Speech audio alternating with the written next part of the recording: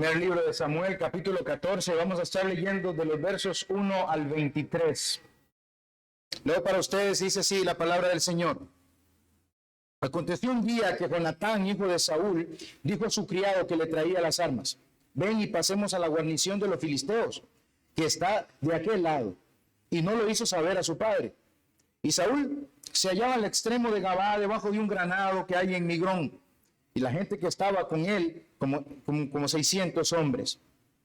Y Ahías, hijo de Ahitob, hermano de Icabod, hijo de Finés, hijo de Eli, sacerdote de Jehová en Silo, llevaba el efod, y no sabía el pueblo que Jonatán se hubiese ido. Y entre los desfiladeros, por donde Jonatán procuraba pasar a la guarnición de los filisteos, había un peñasco agudo de un lado y otro del otro. El uno se llamaba Boses y el otro Seni. Uno de los peñascos estaba situado al norte hacia Migmas y el otro al sur hacia Gabá. Dijo pues Jonatán a su paje de armas: ven, hacemos a la guarnición de estos incircuncisos. Quizá haga algo Jehová por nosotros, pues no es difícil para Jehová salvar con muchos o con pocos. Y su paje de armas le respondió: haz todo lo que tienes en tu corazón. Ve, pues, aquí estoy contigo a tu voluntad. Dijo entonces Jonatán: vamos a pasar a esos hombres y nos mostraremos a ellos. Y si nos dejeren así, esperad hasta que lleguemos a vosotros, entonces nos estaremos en nuestro lugar y nos subiremos a ellos. Mas si nos dijeren así, subid a nosotros, entonces subiremos, porque Jehová los ha entregado en nuestra mano, y esto nos será por señal. Se mostraron pues ambos a la guarnición de los filisteos, y los filisteos dijeron: he aquí los hebreos que salen de las cavernas donde se habían escondido. Y los hombres de la guarnición respondieron a Jonatán y a su paje de armas, y dijeron: subid a nosotros, y os haremos saber una cosa. Entonces Jonatán dijo a su paje de armas: sube tras mí, porque Jehová los ha entregado en manos de Israel.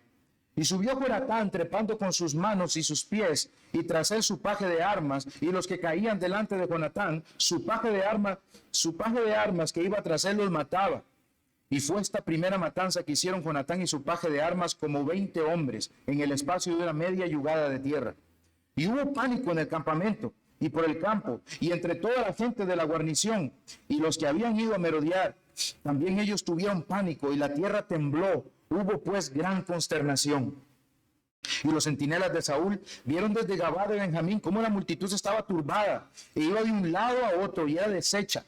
Entonces Saúl dijo al pueblo que estaba con él: pasad ahora revista, y ved quién se haya ido de los nuestros. Pasaron revista, y aquí que faltaba Jonatán y su paje de armas. Y Saúl dijo a Ahías: trae el arca de Dios, porque el arca de Dios estaba entonces con los hijos de Israel. Pero aconteció que mientras aún hablaba Saúl con el sacerdote, el alboroto que había en el campamento de los filisteos aumentaba, e iba creciendo en gran manera. Entonces dijo Saúl al sacerdote: detén tu mano. Y contando Saúl a todo el pueblo que con él estaba, llegaron hasta el lugar de la batalla, y aquí que la espada de cada uno estaba vuelta contra su compañero, y había gran confusión. Y los hebreos que habían estado con los filisteos de tiempo atrás, habían venido con ellos de los alrededores al campamento, se pusieron también al lado de los israelitas que estaban con Saúl y con Jonatán. Asimismo, todos los israelitas que se habían escondido en el monte de Efraín, oyendo que los filisteos huían, también ellos los persiguieron en aquella batalla. Así salvó Jehová a Israel aquel día, y llegó la batalla hasta Betabén. Mis hermanos, solo para hacer un pequeñito repaso de lo que, por donde quedamos la última vez, allá en capítulo 13 de Samuel, quiero, mis hermanos, que recordemos un poco cómo había terminado, o por lo menos que nos vayamos un poquito para allá para tener un poco de contexto a lo que nosotros vamos a ver ahorita. Recordemos, mis hermanos, que el pueblo de Dios está en guerra. Ahora, mis hermanos, a veces esto parece como que sí, qué guerra, ¿verdad? Y no nos metemos realmente que es serio una guerra, ¿verdad? Es serio, una situación terrible. Yo no sé si pueden tal vez meterse en el miedo que pueden estar sintiendo tal vez las personas de Irán, las personas de Israel, de saber de que un padre de familia, por ejemplo, de que un día puede caer un misil en su casa con su familia. O sea, para que nosotros tengamos esto aquí, mis hermanos, es una guerra. Aquí va a haber muerte. Y no muertes así sencillitas, de que va a morir ahí. No, muerte los podían desbaratar, terrible. Hay miedo, hay consternación. Entonces, mis hermanos, los filisteos se están acercando. Los problemas, mis hermanos, derivados de aquel ataque que hizo Jonatán a una guarnición, allá a Filistea, lo recuerdan en el capítulo 13, no parece que de alguna manera haya, digamos, que le cayó mal a los filisteos. Los molestó. Nada bueno fue esto de lo que hizo, por decirlo de una manera, Jonatán. Entonces, lo que hizo Jonatán con esa guarnición, mis hermanos, no parece que les haya caído bastante bien a esos enemigos de Israel. Bien al contrario. Como decimos nosotros, Jonatán lo que hizo fue ir a alborotar el panal, a alborotar ese hormiguero. Y los filisteos, ni lerdos ni perezosos, siempre esperando una oportunidad, comenzaron, mis hermanos, a avanzar contra Israel hasta llegar a Migmas. Ahí fue donde habíamos quedado, ¿verdad? A Migmas, mis hermanos, por lo menos a 1,5 kilómetros de Migrón, donde estaba Saúl con sus 600 leales hombres que habían quedado con él. Como vimos en el final del capítulo 13, mis hermanos, Israel está en una clara desventaja. O sea, hay mucha desventaja. La situación es severa, la situación es crítica. Nosotros podemos ver ahí que hay imposibilidad humana, hay miedo, hay angustia. ¿Para qué? Para que el pueblo confíe en el Señor, para que una vez más el pueblo deposite su fe, su confianza en el Señor. Para que el rey, mis hermanos, el rey Saúl, lo lleve a confiar en Dios. Para que también vean que su tan aclamado rey no puede hacer absolutamente nada, que ahí está temblando, que ahí no sabe ni qué hacer, que no está haciendo absolutamente nada por ellos. Hermanos, y ahora lo que tenemos aquí en este capítulo 14 es como un sándwich. ¿A qué me refiero yo con un sándwich? Mire, en el 13 nosotros tenemos la desobediencia de Saúl, ¿cierto? Ya lo vimos las semanas pasadas. Luego aquí en el capítulo 14 hay como una lucecita, tenemos la confianza de este muchacho Jonatán en Dios. Y luego en el 15, ¿qué tenemos? Lo vamos a ver después. Tenemos una vez más al desobediente Saúl. Como les dije, mis hermanos, estos 3 capítulos, 13, 14 y 15, son como el descenso a la miseria de este hombre Saúl y dejan en evidencia quién realmente es. Todo lo contrario a lo que vamos a ver aquí con su hijo Jonatán, que más bien confió en el Señor. Jonatán, mis hermanos, miren, en la semejante situación tan seria, tan severa, tan crítica, tan complicada, este hombre no vio desventaja alguna. Este hombre no vio que habían pocas armas. No lo vio así, sino que se paró como viendo al invisible, como viendo a Jehová de los ejércitos, como cantamos en ese Salmo 46. Se paró por fe. Entonces, mis hermanos, comencemos desde los versos 1 al 5 y veamos a lo que le puse aquí, este primer punto, el plan y los líderes, de una manera sarcástica, y los líderes de Israel. Vamos a leer del 1 al 5 y dice así: y aconteció un día que Jonatán, hijo de Saúl, dijo a su criado que le traía las armas: ven, pasemos a la guarnición de los filisteos, que está de aquel lado. Y no lo hizo saber a su padre. Saúl se hallaba en el extremo de Gabá, debajo de un granado, que hay en Migrón, y la gente que estaba con él era como 600 hombres. Y Ahías, hijo de Ahitob, hermano de Icabod, hijo de Finés, hijo de Eli, sacerdote de Jehová en Silo, llevaba el efod, y no sabía el pueblo que Jonatán se hubiese ido. Y entre los desfiladeros, por donde Jonatán procuraba pasar a la guarnición de los filisteos, había un peñasco agudo de un lado y otro del otro lado. Uno se llamaba Voces y el otro se llamaba Seni.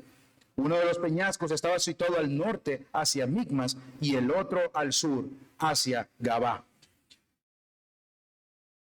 El plan de Jonatán, mis hermanos, el hijo de Saúl, es ir a destruir otra de las guarniciones filisteas. Parece que Jonatán, al ver esas guarniciones hoy filisteas, de que nos están dominando, de que esta gente quiere tener control sobre nosotros, no le gustaba mucho. Vamos allá a destruir esa otra guarnición de los filisteos. Hacer lo mismo que hizo en el capítulo 3. Y podemos aquí ver a este hombre con un acto de confianza en Dios, solo él y su paje. Semejante situación tan seria, no era fácil ahora ir a meterse a la boca del lobo. Eso es lo que estamos viendo con este muchacho Jonatán. Apenas leemos estos primeros versos, mis hermanos. Iniciativa, fe, confianza en el Señor. Y allá Saúl, ¿cómo estaba? Seguía paralizado ahí debajo de un árbol, con sus 600 hombres, esperando que no se le vayan más, porque si ustedes notan ahí dice como, y aún Jonatán no se había ido, y después cuando pasa revista, tengo que hacer otra vez revista, porque yo no sé cuántos hombres me quedan ya. ¿Por qué? Porque la gente se estaba desertando, un hombre desconfiado totalmente, que ponía la confianza en hombres, y Jonatán dice, solo con mi paje. No, ni siquiera el paje, confía en el Señor. Ya vamos a ver esa luz de fe que tiene este muchacho. Jonatán toma entonces, vamos a ver esa luz de fe que tiene este muchacho. Jonatán toma entonces a este paje, o a este muchacho, a este hombre que le lleva las armas, eso es el paje. Y solo él, mis hermanos, y su paje ponen su rostro firme para ir a destruir esa guarnición, para ir a esa guarnición de los filisteos. Jonatán no le dice nada a su papá, ¿verdad? La Biblia no nos dice, mis hermanos, si alguien quiere, ¿por qué no le dijo nada al papá? Mis hermanos, la Biblia no dice la razón por la cual él no le dijo nada a su papá. Yo, mis hermanos, pienso que quizás, aunque la Biblia no dice absolutamente nada en esta parte, yo me puse a pensar, porque uno se pone a pensar, quizás Jonatán dice, ¿qué le voy a decir yo algo a mi papá? Mi papá es un incrédulo, mi papá es un hombre que no confía, está con miedo. ¿Qué tal si yo le digo, voy para allá? Mi papá probablemente me diga, no vaya allá, es peligroso, no puede ir solo. Es el hijo, además, ¿verdad? ¿Cómo lo va a mandar a la boca del lobo a que lo destruye? Es peligroso. Y menos, Jonatán, por el camino por donde usted se piensa ir. Eso es intransitable, es imposible. Mejor quédese aquí y esperemos. Esperemos a ver qué es lo que pasa. La verdad, mis hermanos, vuelvo y lo repito, no se sabe. Así que Jonatán simplemente no le dice a su papá y se va. Jonatán da un paso de fe, como dice. Él y su paje ahora se dirigen hacia la guarnición de los filisteos. Está loco, Jonatán. ¿Qué le pasa? Realmente no. Mis hermanos, este es un hombre que confía en el Señor. No está confiando en espadas, no está confiando en ejércitos, pero está confiando en el Señor, en ese Jehová de los ejércitos que está con él. Así que se pone en marcha, se pone en camino, se pone en movimiento, va activo, mientras que en el verso 2 nos dice que Saúl está debajo de un árbol. Yo me lo imagino a Saúl ahí, mi hermano, sentado, dando vuelta, ¿qué debo hacer? Preocupado, con miedo, ¿cuántas personas se me estarán yendo? Ojalá hubieran bagajes para otra vez esconderme ahí. Mis hermanos, el líder es Saúl, el rey de Israel, y está ahí sentado, no actuando como tal, como un rey que debía salir en pos de su pueblo para defenderlo. En cambio, su hijo, moviéndose en fe, caminando, tomando iniciativa. Qué buen rey hubiera sido, ¿verdad, Jonatán? Si Saúl hubiera obedecido y después de su muerte hubiera puesto a este muchacho. Pero Jonatán es una vez más algo que nos tiene que llevar a Cristo, mis hermanos. Y no lo voy a anticipar desde ya. Pero, ¿qué clase de líder es Saúl? ¿Qué clase de líder tienen ahí Israel? Ya se están dando cuenta de lo que pidieron. Y para rematar, y por eso lo dije con un poco de sarcasmo, para rematar tienen ahí a Ahías. ¿Quién es este hombre, Ahías? Bueno, es un sacerdote de Jehová allá en Silo. Es hermano de Icabod. ¿Saben quién era Icabod, verdad? Capítulo 2 de este mismo libro. Icabod era no gloria. Mis hermanos, este era el hijo de aquel malvado sacerdote Finés, que era hijo de Elí, ¿se acuerdan? Que hacían pecar al pueblo de Israel. Que ellos pecaban contra el pueblo y hacían pecar al pueblo de Israel. Aquellos que amaban la carne, pero también amaban las mujeres, ¿lo recuerdan?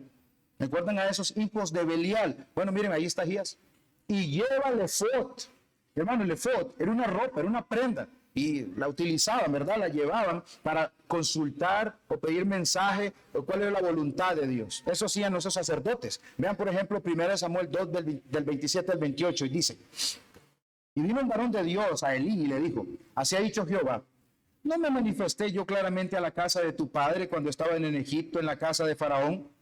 Y yo le escogí por mi sacerdote entre todas las tribus de Israel, para que ofreciese sobre mi altar y quemase incienso y llevase efod delante de mí, para que pidan voluntad. Si van a preguntar, bueno, que estos hombres sirvan el medio para pedir voluntad, la voluntad de Dios. ¿Cuál es la voluntad de Dios? Y di a la casa de tu padre todas las ofrendas de los hijos de Israel. Pero miren qué cuadro. No fueron, mis hermanos, esos dos sacerdotes que Dios rechazó. No fue ese linaje al que Dios rechazó. Allá en el mismo capítulo 2.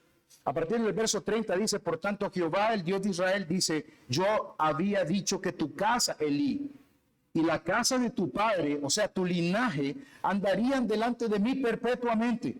Mas ahora ha dicho Jehová: nunca yo tal haga, porque yo honraré a los que me honran y a los que me desprecian serán tenidos en poco. Esa línea, ese linaje de Elí fue rechazado. Bueno, ahí tenemos a un rey rechazado y tenemos a un sacerdocio rechazado. Porque también, ¿qué había pasado con Saúl? El Señor lo había rechazado. Ahí están, mis hermanos, esos dos rechazos de Dios. ¿No está el sacerdote Samuel? que le pudiera dar direcciones sabias a Saúl de cómo actuar. Bueno, pues toma a Ahías, lo toma ahí y ¿qué ayuda le puede dar este hombre? Absolutamente nada. Ahora, mis hermanos, ellos, los líderes ahí sentados, quietos, probablemente Ahías esperando que el rey le diga, venga Ahías, quizá paralizados de miedo, mientras Jonatán, una vez más lo repito, se está moviendo. Nadie en el pueblo supo que se aventuró a esa temeraria travesía, ¿verdad? Y que el escritor, mis hermanos, de hecho, tome tiempo ahí de su pluma ahí para comenzar a darnos un poquito acerca de la topografía del lugar donde este muchacho va a ir. Es importante, mis hermanos, porque como les dije al principio, probablemente con eso de Saúl, donde va a pasar este muchacho Jonatán para ir a la guarnición de los filisteos, es un lugar difícil. Denota esa dificultad del tránsito. Es más, es un terreno hostil. Un desfiladero, yo creo que a los que les gusta hacer eso que hiking, ahí no les gustaría ir. Ahí no les gustaría, es difícil.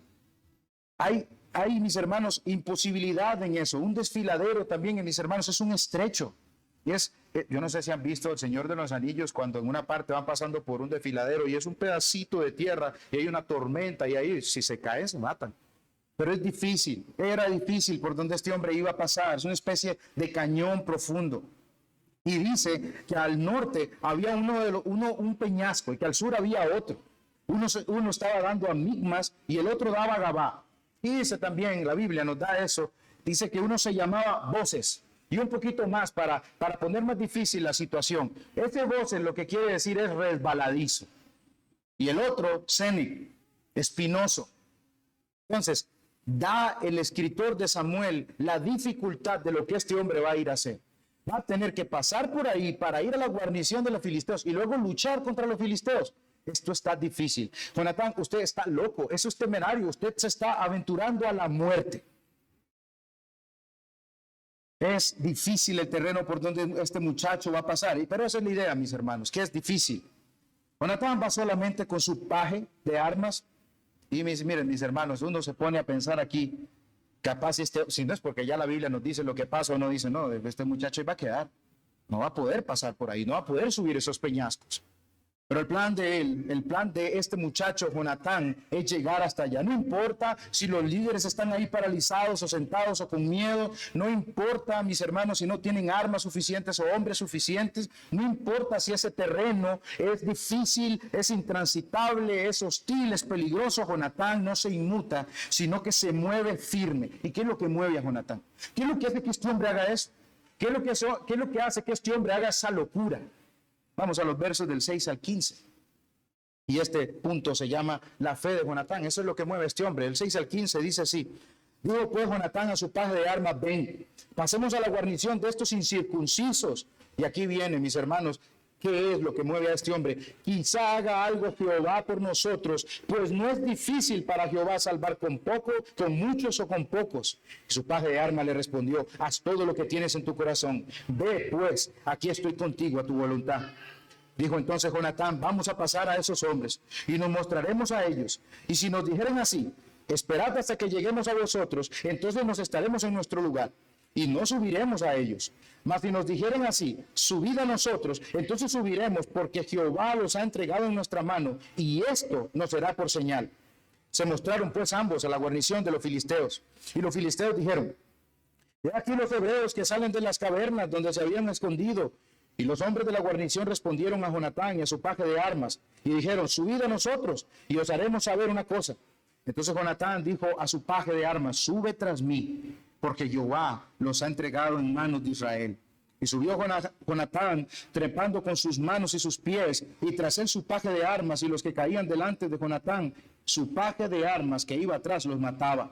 Y fue esta primera matanza que hicieron Jonatán y su paje de armas, como 20 hombres en el espacio de una media yugada de tierra. Y hubo pánico en el campamento y por el campo, y entre toda la gente de la guarnición y los que habían ido a merodear, también ellos tuvieron pánico, y la tierra tembló.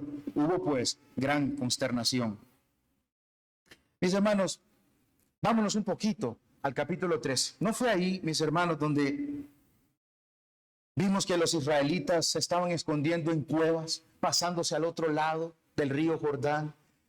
mis hermanos, buscando huir, desertando por el miedo que tenían, por la situación tan severa que estaban pasando. ¿No leímos también, mis hermanos, que se desertaban, que había desesperación, que había angustia? Y para variar, veían cómo ese ejército filisteo se estaba acercando cada vez más. Y ellos, para variar, en el mero día de la batalla, como termina el capítulo 13, mis hermanos, no tenían armas para pelear. No, eso fue lo que nosotros vimos. Dice el hermano Dale Ralph Davis que el actuar de Jonatán no es optimismo. No es optimismo. Dice, con semejante situación en la que están, el optimismo no sirve absolutamente de nada. Mira, paje, tenemos que ser positivos. Vamos a pelear con los filisteos. No sirve de absolutamente nada ese positivismo, ese optimismo. La situación en la que están, mis hermanos, los había hecho huir, aterrorizados de que los podían matar. Estaban con miedo. Entonces, ¿qué es esto de Jonatán?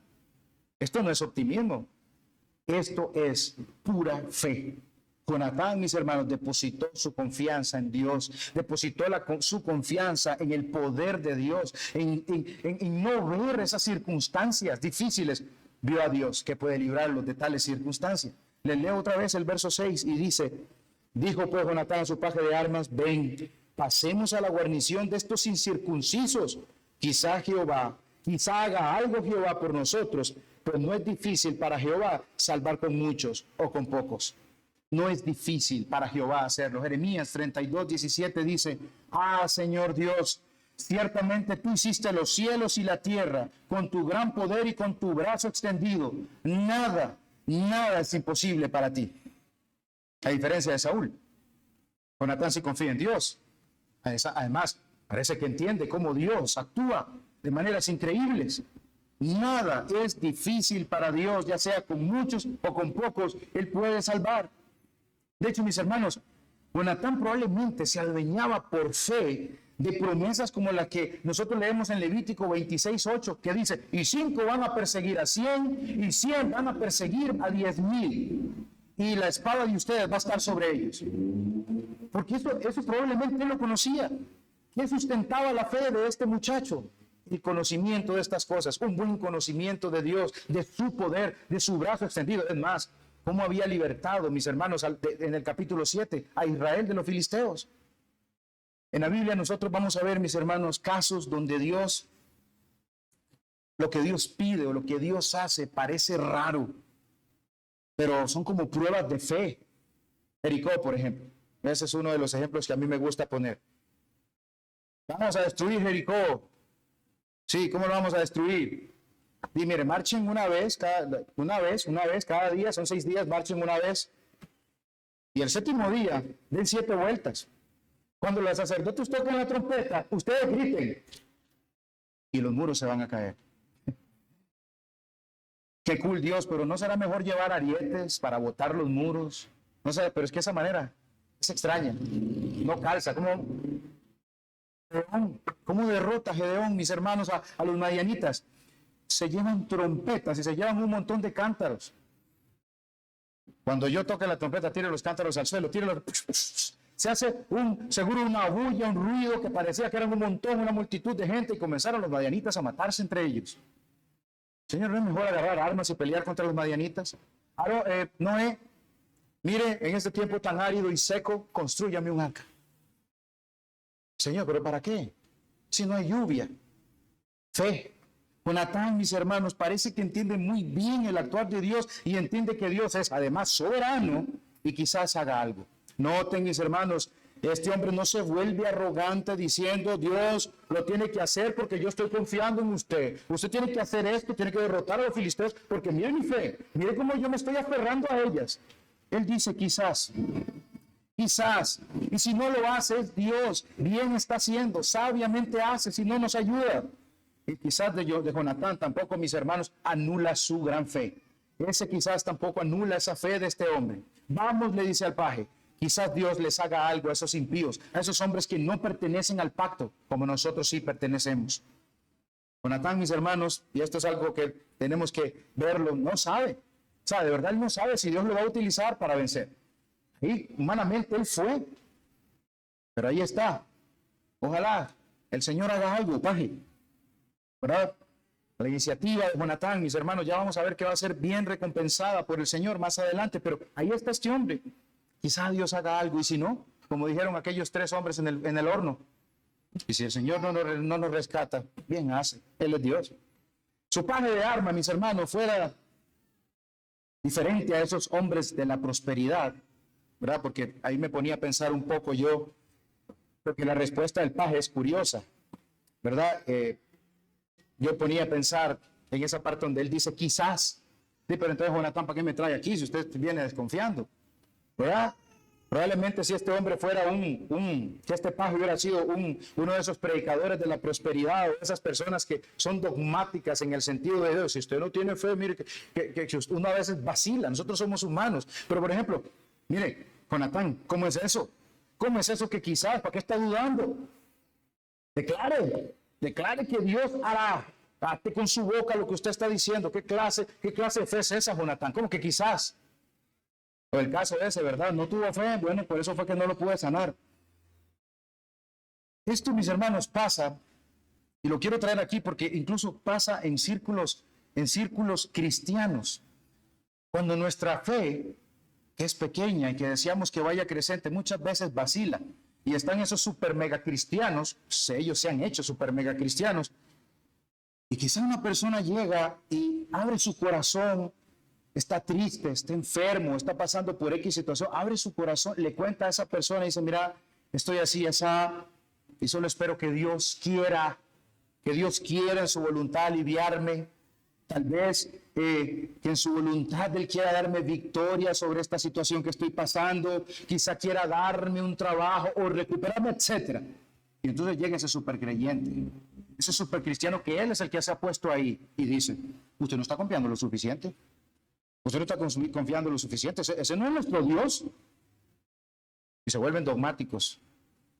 Sí, la fe tiene que ser siempre cierta.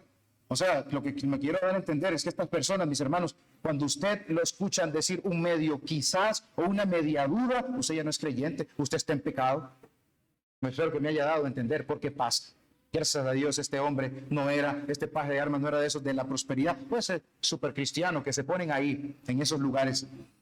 Ellos se deciden poner en esos lugares de super mega cristianos. Porque hermanos, mis hermanos, vean, hay casos, yo los he vivido. O sea, usted medio dice que está triste, porque a veces esos mega cristianos usted no puede ponerse triste. Y ellos vienen y lo avasallan de una vez. ¿Cómo que está triste? Pero usted no es gran Dios. A veces nos ponemos tristes para que vayamos al Señor. Y llega ese super cristiano y una vez lo traspasa. Usted no tiene fe. Usted es un pecador. El paje no era así, gracias al Señor. Ni mucho menos, ¿verdad? Y le responde de una manera admirable. El paje de armas le dice, no se pone a estar cuestionando a este muchacho. En el verso 7 dice, haz todo lo que tienes en tu corazón. Ve pues, aquí estoy contigo a tu voluntad. No saben qué es lo que va a pasar. Pero ahí va, se fía el hombre. El plan de Jonatán, mis hermanos, sigue. Ahora planea, ¿verdad? Que este Jonatán, mis hermanos, vea, hace cosas que uno dice, ay caramba. Ahora planea mostrarse a los filisteos. Y dependiendo de la respuesta de estos, me voy a mostrarme los enemigos, aquí estoy. Dependiendo de la respuesta de estos filisteos, si nos mostramos a ellos y nos dicen que nos quedemos donde estamos, nos vamos a quedar aquí. Y 2, si al mostrarnos a ellos nos dicen que subamos, Jonatán dice, esa va a ser la señal que Jehová nos da y de que nos ha entregado a estos incircuncisos, a estos impíos en nuestras manos. Vea qué impresionante, hermanos, lo que este muchacho llega a imaginar. ¿Están listos, paje? Vamos. Y ahí va el paje. Se presentan a los filisteos y los filisteos en son de burla, porque realmente eso es lo que hacen. Dicen, miren a los hebreos que se habían escondido en cuevas, cómo están saliendo. Pero vengan, suban de por sí. ¿Qué nos van a hacer estos dos hombres? Jonatán dice, ahí está la señal. Miren, no nos dijeron que nos quedáramos allá. Nos dijeron que suban. Él dice, esta es la señal que Dios me ha dado para que nosotros subamos y ya, nos lo ha entregado en nuestras manos. Son solo 2 hombres, mis hermanos, sí, pero van con Jehová de los ejércitos. Entonces, los filisteos llaman, suban. Yo me ponía a pensar ahí en los filisteos, tipo, ¿qué nos van a hacer estos dos hombres? Nosotros somos un montón, dos desertores, ¿qué nos van a hacer? Probablemente vienen a decir, miren, nos queremos pasar a ustedes, porque si la cosa ya con Saúl no sirve y nos van a ustedes a destruir, entonces mejor hacer las paces con el enemigo. Aquí estamos, ¿qué nos van a hacer? Probablemente decían estos hombres. Pero ven cómo Dios está haciendo las cosas sabiamente, está utilizando esa señal que imaginó ahí Jonatán y está utilizando, mis hermanos, esa aventurarse de Jonatán ahí. Hubiéramos dicho nosotros, como dije al principio, ¿verdad? Qué temerario Jonatán. Ay, mire, qué imprudente. Qué falta de todo ese Jonatán llevándose a su paje a la muerte. Pero Dios está conduciendo todo para dar victoria. Ahora, hermanos, ¿ustedes creen que si se hubieran presentado los 600 hombres de Saúl ahí, estos hombres los hubieran llamado para decirle una cosa? No, probablemente, mis hermanos, de una vez los ataquen. Dios está utilizando a estos dos hombres, al parecer indefensos o desertores, y esa señal, de una vez más, que se imaginó Jonatán y que la diseñó, ¿para qué? Para que Dios utilice todo eso para comenzar a derrotar a esos enemigos. Comenzaron a subir donde estaba la guarnición filistea. Y detrás de Jonatán viene su fiel paje. Sabiendo Jonatán que ya la señal, sí, ya el Señor nos dijo, suba, esta es. Y esa señal ha sido confirmada por el Señor, que ha sido aprobada por el Señor. La victoria segura en la cabeza de Jonatán. Subamos, no hay nada que temer. La confianza la tenemos en el Señor. Pero también tienen la confianza, pero también van con el filo de la espada juntos, matando filisteos. Lo que toca a Jonatán y lo que queda ahí, le da el golpe de gracia a su paje de armas. Como 20 hombres matan, mis hermanos, en un espacio de una media yugada de tierra. ¿Cuánto es esto? Es difícil cuando aparecen estas cosas en la Biblia, media yugada, porque aquí uno cuando le dice camine 25 metros y uno ya está perdido. Pero ya hay media yugada de tierra. Yo leía que esto incluso en el hebreo, imagínense, esto incluso en el hebreo, mis hermanos, es difícil. Pero sugiere que Jonatán se abrió camino a través de 2.400 metros cuadrados. La Biblia de las Américas dice que fue aproximadamente 15 metros cuadrados. Ahora, la idea es que lo que hicieron estos hombres, mis hermanos, parece que lo hizo una multitud. Y fueron dos. Llegaron a confundirse aquellos filisteos. Además, hicieron que tuvieran miedo. Ay, ¿qué es lo que se nos está viniendo? Mis hermanos, sí, es Dios el que está peleando con ellos. Es Dios el Todopoderoso que está peleando por su pueblo Israel. No los abandona, no los deja, los ama, es su pueblo amado, mis hermanos. Mire 1 Samuel 12:22, que ya lo habíamos visto, porque el Señor, a causa de su gran nombre, de su fama, o sea, Dios no va a quedar blasfemado delante de esos filisteos, no desamparará a su pueblo, pues Él es el Señor, pues el Señor se ha complacido en hacer los pueblos suyos. Y hasta aquí, mis hermanos, el Señor no los ha abandonado. Hasta aquí incluso el Señor los sigue ayudando y hasta salvando de sus enemigos, como lo hizo. Veamos entonces los versos 16 al 23. Así salvó Jehová. Y los centinelas de Saúl vieron desde Gabá de Benjamín cómo la multitud estaba turbada e iba de un lado a otro y era deshecha. Entonces Saúl dijo al pueblo que estaba con él: pasad ahora revista y ved quién se haya ido de los nuestros. Pasaron revista y aquí que faltaba Jonatán y su paje de armas. Y Saúl dijo a Ahías: trae el arca de Dios, porque el arca de Dios estaba entonces con los hijos de Israel. Pero aconteció que mientras aún hablaba Saúl con el sacerdote, el alboroto que había en el campamento de los filisteos aumentaba e iba creciendo en gran manera. Entonces dijo Saúl al sacerdote: detén tu mano. Y juntando Saúl a todo el pueblo que con él estaba, llegaron hasta el lugar de la batalla. Y aquí que la espada de cada uno estaba vuelta contra su compañero y había gran confusión. Los hebreos que habían estado con los filisteos de tiempo atrás y habían venido con ellos de los alrededores al campamento, se pusieron también del lado de los israelitas que estaban con Saúl y con Jonatán. Asimismo, todos los israelitas que se habían escondido en el monte de Efraín, oyendo que los filisteos huían, también ellos persiguieron en aquella batalla. Así salvó Jehová a Israel aquel día y llegó la batalla hasta Betamén. La turbación, el miedo, la confusión, el susto, el terror que había en ese campamento filisteo, mis hermanos, llega a la vista de los centinelas que tiene allá Saúl. Imagínenselos en una torre viendo a 1,5 kilómetros. Algo está pasando allá, otra vez, mis hermanos, una imagen ahí más o menos. ¿Han visto el Señor de los Anillos cuando ya está todo el ejército de los Uruk-hai? ¿Cómo se ven desde arriba? Que son un montón. Bueno, mis hermanos, imagínense el montón de filisteos ahí, pero no bien ordenaditos. Ahora hay un desorden y unos salen para un lado, salen para otro. Imagínense, Saúl se pone de pie, ¿qué está pasando? Y toda esa gente ahí de un lado para otro, dispersándose y hasta matándose entre ellos, porque ya lo vamos a ver. Ellos solamente pueden ver el alboroto. Solo pueden ver eso. Saúl comienza entonces a pasar lista. Miren a Saúl confiando en hombres. Miren a Saúl confiando. Vamos a ver cuántos hay. Vamos a ver cuántos. Voy a contarlos, a ver cuántos hay, porque se me están desertando un montón. Probablemente ya se me han ido ya varios. Comienza a pasar lista. Comienza a pasar lista para ver, mis hermanos, si va a atacar. Y si no hay muchos, mejor me voy. Patitas, ¿para qué te quiero? Y nos vamos. Así que comienza a pasar lista. Nosotros aquí estamos viendo, mis hermanos, un Saúl no confía en el Señor. Vamos a pasar lista, hay un alboroto allá, o vamos a atacar o vamos a huir. Una de dos. Y se dan cuenta, mis hermanos, hay golpe para Saúl, y se dan cuenta que Jonatán no está. Imagínense al papá, hasta mi hijo me abandona. Hasta mi hijo me ha abandonado. Esto está feo. Ni mi hijo ya confía en mí, probablemente. Eso es meterse en la mente un poquito de Saúl. Eso es. Se dan cuenta que Jonatán no está. Imagínense al inicio del capítulo 14, donde está ahí Saúl sentado, pensando, preocupado, angustiado, con su sacerdote ahí, Ahías, pero sin hacer nada, esperando. Él no consulta, tenía a Ahías ahí. Ahías tenía el efod, no le consulta, no le dice, ¿qué vamos a hacer, Ahías? Y Jonatán, no, es que hay que ir a derrotar a esa gente. No podemos seguir con ese yugo opresor. Y se fue. Imagínenselo, mis hermanos. Se fue a derrotar a esos incircuncisos.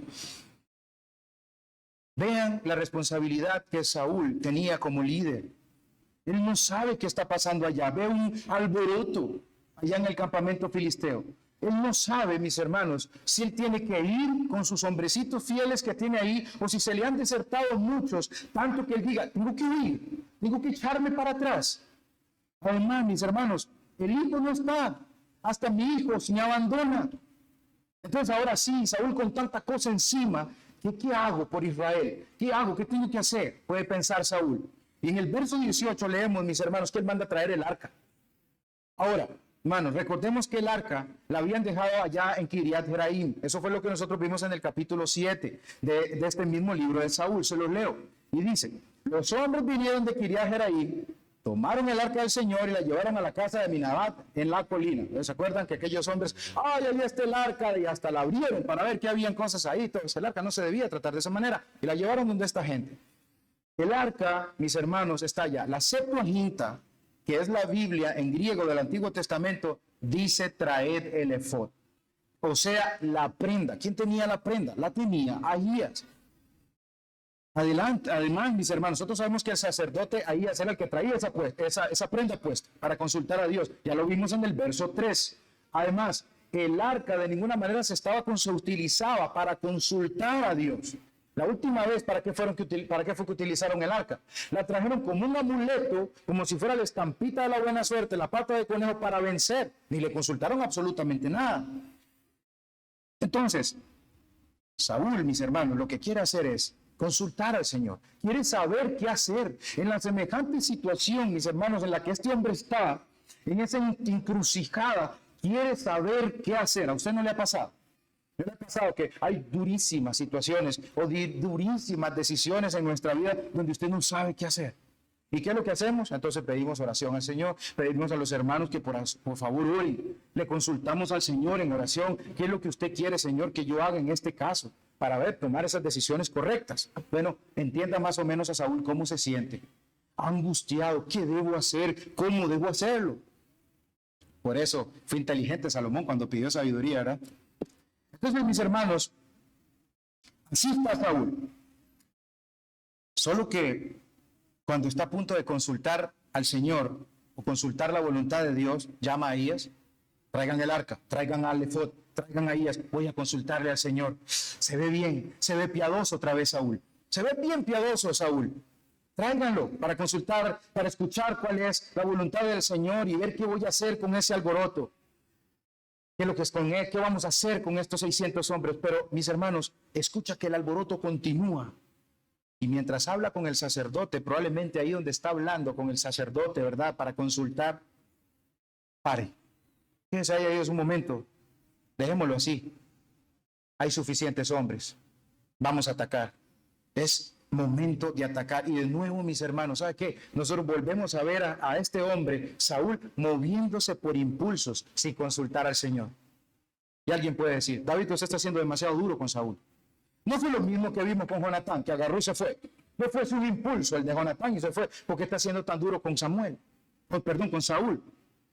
Sí, mis hermanos, pero el relato nos dice que Dios utiliza esa iniciativa de fe de Jonatán para traer la victoria a su pueblo. Con Saúl es ya la segunda vez que vemos que no busca al Señor.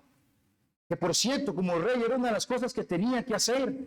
Tener la ley del Señor ahí, consultarle a esos sacerdotes qué debo hacer. Dice Sproul, y lo dice muy bien Sproul. Saúl decide que no necesita consultar a Dios. Su rumbo es claro, tiene que atacar. Una vez más, las circunstancias hacen a Saúl proceder sin tomarse el tiempo para saber la voluntad de Dios. Su impetuosidad, dice Sproul, y autoconfianza se manifiestan una vez más. A uno le pasa muchas veces, mis hermanos, la situación es tan pesada sobre nuestras vidas y nosotros, no, sí, voy a ir a sacar el préstamo. Si no, ya está aquí, pues con el préstamo salgo de esta.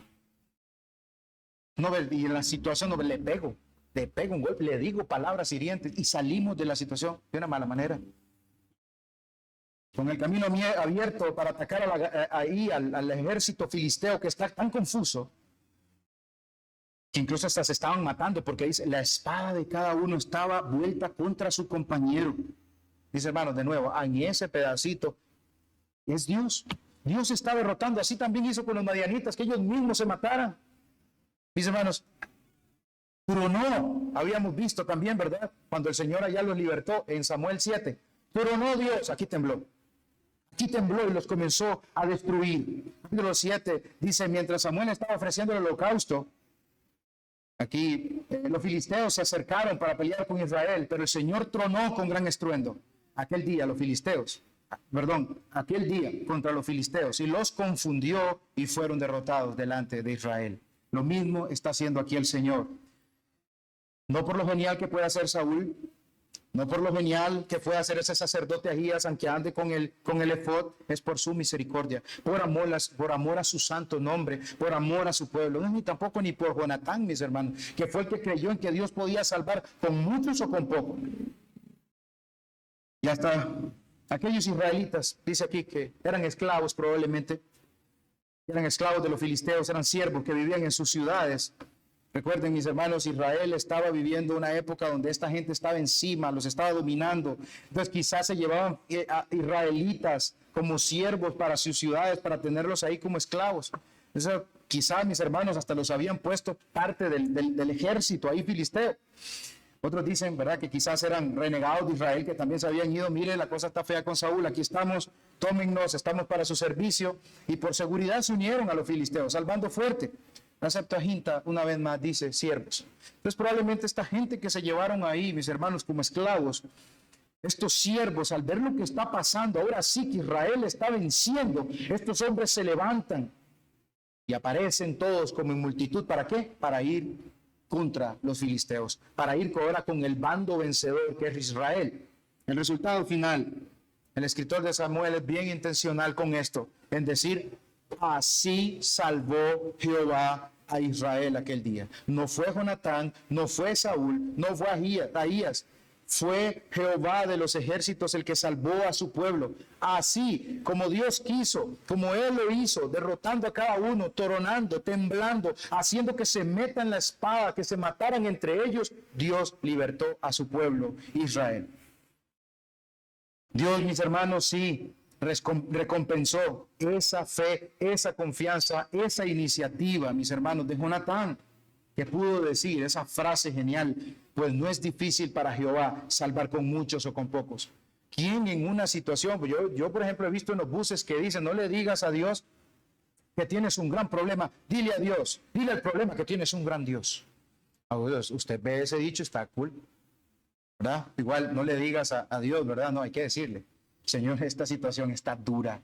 Esta situación que estoy pasando está difícil. Este pecado me está ganando. Yo no entiendo por qué está ganando campo este pecado en mi vida. Yo no entiendo por qué el enojo se está volviendo tanto parte de mí. Yo no entiendo por qué la arrogancia, el orgullo están tomando parte en mi vida. Hay que decírselo al Señor. Ayúdeme, Señor, a vencer esto.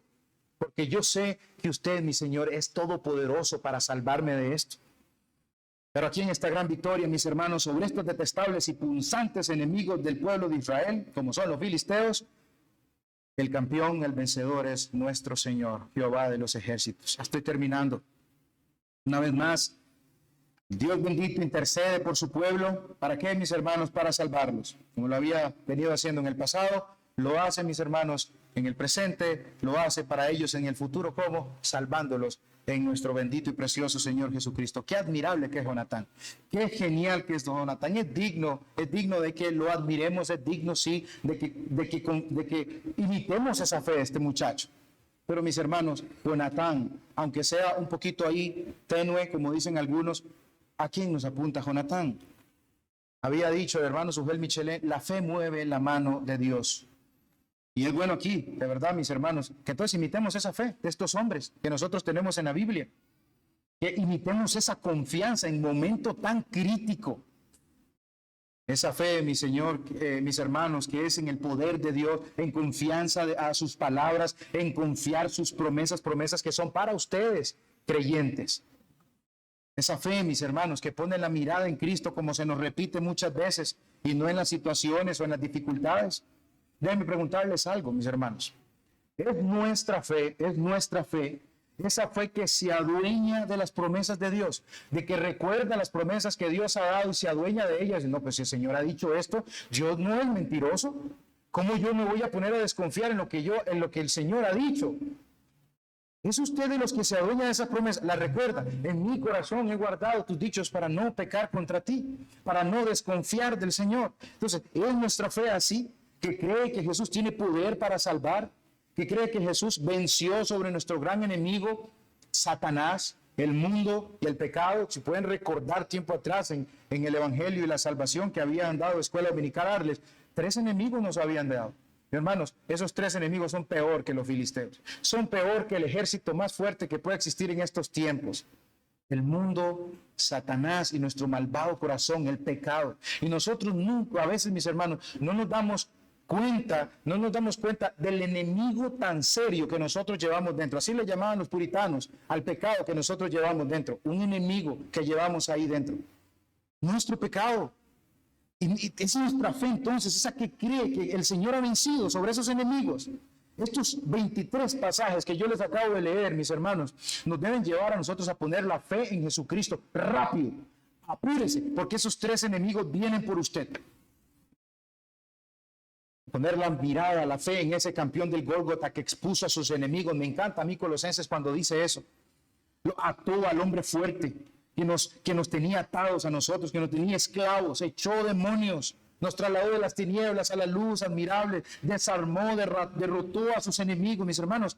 La victoria es y será siempre segura para los que han puesto la fe en el Señor Jesucristo y su obra en la cruz. Ahora, fe que ha sido dada por el Señor, porque usted de ninguna manera puede sacar fe. Aunque usted se esfuerce con toda su fuerza, pueden sacar fe en el Señor. Y como me decía Sara un día, papá, pero yo creo que el Señor Jesucristo murió en una cruz.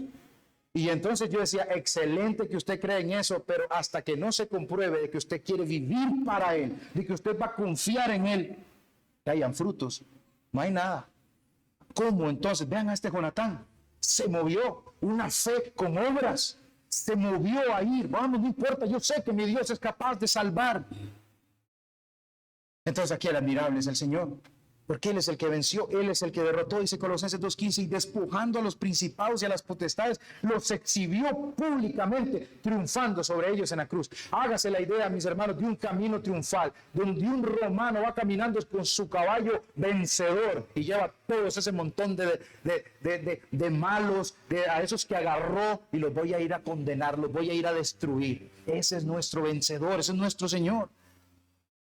Miren lo que dice Hendrickson también, hablando un poquito de esto. Dice, Dios exhibió públicamente a estos poderes malignos para su vergüenza, llevándolos como cautivos, encadenados en un desfile militar de triunfo, Así lo hizo a través del Hijo, el Cristo triunfante. Dios venció a Satanás y a todas sus huestes. Y esa victoria es nuestra vida. Esa victoria en Cristo Jesús es nuestra vida y gozo. Todo lo que nosotros necesitamos está en el Señor Jesucristo. Cristo venció. Y a veces, por ejemplo, uno de los temas que a mí me encanta es la resurrección. Cristo la tumba venció. Mis hermanos, desde el Calvario, nuestro Señor bendito Jesucristo está venciendo. Y ya nos habían predicado ahí en Marcos, que era muriendo, estaba venciendo, nos estaba reconciliando. Éramos enemigos y ahora nos estaba haciendo amigos del Señor. Cristo, solamente Cristo, Jonatán no puede hacer eso. Menos David, ni Jonatán, ni David, ni Saúl, absolutamente nada. Solamente el Señor Jesucristo. Es Cristo, mis hermanos, el vencedor, el mejor rey al que nosotros tenemos aquí. Eso es lo que tenemos en esos 3 versos. Y no estoy forzando absolutamente nada del pasaje. El que sí obedeció a su Padre perfectamente, confió en Él, caminó por fe el Señor Jesucristo, y nunca, mis hermanos, Cristo pecó de incredulidad o desconfianza en su Padre. Lo que mi Padre me ha dicho, eso voy a hacer, eso es lo correcto. No desconfío en lo que, pero te voy a mandar a una muerte de cruz, terrible, violenta, sangrienta. Me preparó cuerpo, yo voy. Es Cristo, ese motor entonces que al creyente, esto al creyente, lo tiene que llenar así como que se va llenando el turr.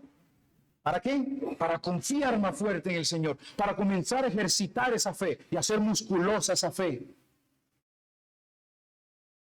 Ahora, David, ¿victoria de qué o en qué? ¿Victoria de qué o en qué en nuestras vidas? ¿Victoria sobre el pecado? ¿Victoria sobre mis desconfianzas?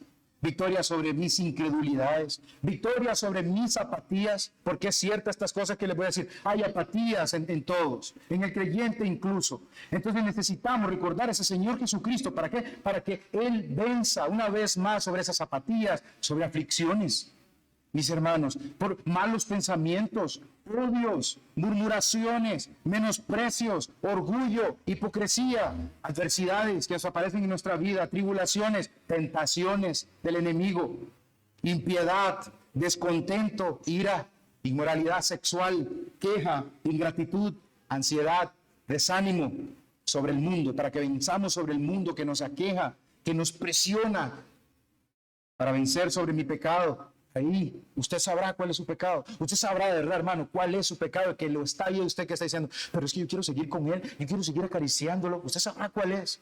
Pero Cristo venció. Cristo murió en una cruz, no para que usted lo siga acariciando y siga siendo amigo de ese pecado que lo llevó a él a la cruz. Cristo murió en esa cruz para vencer, para que usted venza sobre ese pecado y quite de aquí, porque usted llevó a mi Cristo a la cruz. Ahora, eso no significa, mis hermanos, que Cristo venció y usted se queda quieto. Usted, mis hermanos, no se puede sentar ahí como Saúl, sentado en ese arbolito ahí esperando a ver qué pasa. Usted como creyente tiene que tomar esa fe activa que lo va a mover ¿a qué? A vivir para la gloria de Dios.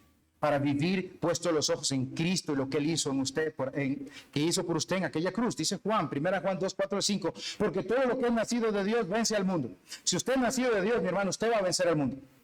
Y esta es la victoria que ha vencido al mundo, nuestra fe. Fe que ha sido dada por el Señor.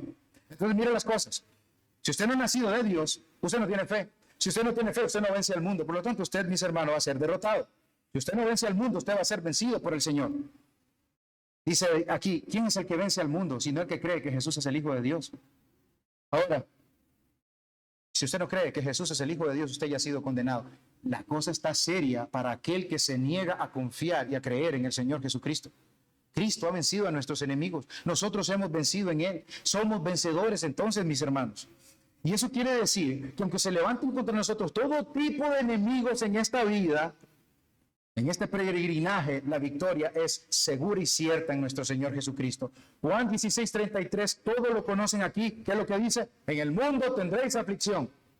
Y muchas veces, como les había dicho la vez pasada, le hacemos exégesis, en el mundo tendréis aflicción, sacamos el exégesis de qué son las aflicciones. Oh, sí, estoy triste, estoy angustiado, pero no le sacamos la exégesis. Confiad, confíen, yo he vencido el mundo. Jehová de los ejércitos decía, está con nosotros, nuestro refugio es el Dios de Jacob. Esa parte no exégesis ahí, ¿no? Expertos en exégesis de la tristeza, el dolor, el quebranto, pero ahí la otra parte para que se consuele, ¿dónde está? Dios nunca, mis hermanos, nunca nos va a dejar. Dice un párrafo del himno Firme Cimiento. ¿Cuán firme cimiento? El alma que anhele la paz que hay en mí, jamás en sus luchas la habré de dejar. Si todo el infierno la quiere perder, yo nunca, no nunca la puedo olvidar. Y nuestra confesión de fe, hablando un poquito acerca de la fe, dice en esta parte, capítulo 14, párrafo 3, dice así. No lo voy a leer todo el párrafo, y dice, dice,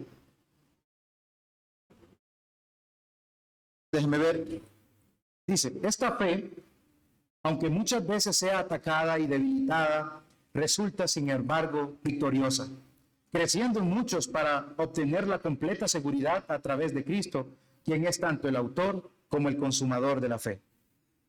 Puede ser atacada, puede ser debilitada, pero sin embargo, mis hermanos, nuestra fe en el Señor Jesucristo es victoriosa. Nosotros no vamos a ser unos derrotados porque Cristo ya venció.